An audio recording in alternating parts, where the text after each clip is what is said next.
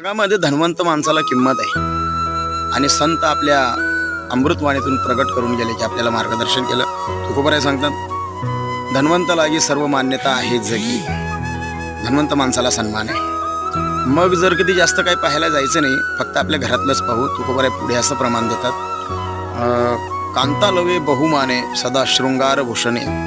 बायको सुद्धा शृंगार कधी करते तुम्हाला पाहून, तर तुम्ही घरामध्ये काहीतरी पैसे अडका आणत असाल, घरामध्ये सुख समृद्धीच्या गोष्टी आणत असाल, तेव्हा आपल्याला सन्मान आहे. अन्यत्र ज्यानं घरामध्ये सन्मानाचं काही गोष्टी केल्या नाही किंवा काही आणलं नाही, तर त्याचे हाल असतात बरं का.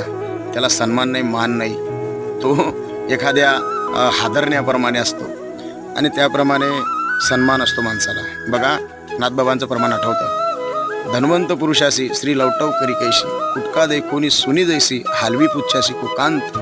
जवळजवळ भावार्थ तुम्हाला समजून गेला असेल. रामकृष्ण